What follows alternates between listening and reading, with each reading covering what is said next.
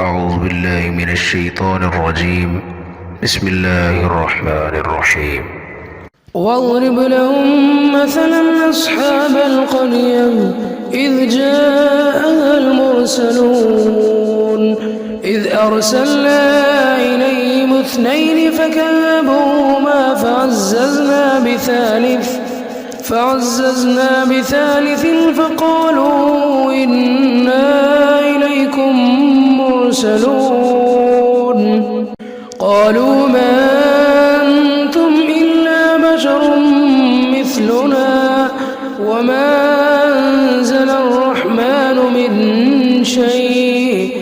إن أنتم إلا تكذبون قالوا ربنا يعلم إنا إليكم لمرسلون وما علينا إلا البلاغ المبين قالوا إنا تطيرنا بكم لئن لم تنتهوا لنرجمنكم وليمسنكم منا عذاب أليم قالوا طائركم معكم أئن ذكرتم بل أنتم قوم مسرفون وجاء من أقصى المدينة رجل يسعى قال يا قوم اتبعوا المرسلين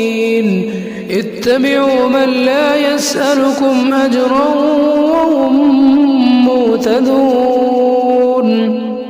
وما لي لا أعبد الذي فطرني وإليه ترجعون أتخذ من دونه آلهة إن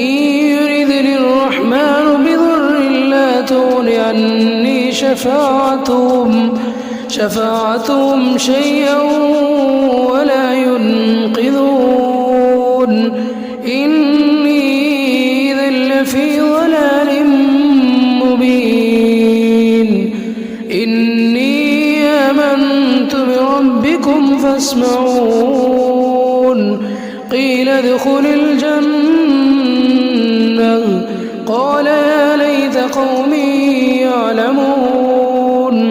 بما غفر لي ربي وجعلني من المكرمين وما أنزلنا على قومه من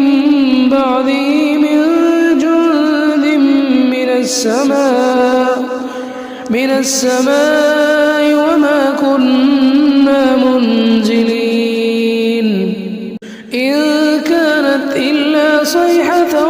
واحدة فإذا هم خامدون يا حسرة على العباد ما يأتيهم من رسول إلا كانوا به يستهزئون ألم يروا كم أهلكنا قبلهم من القرون أنهم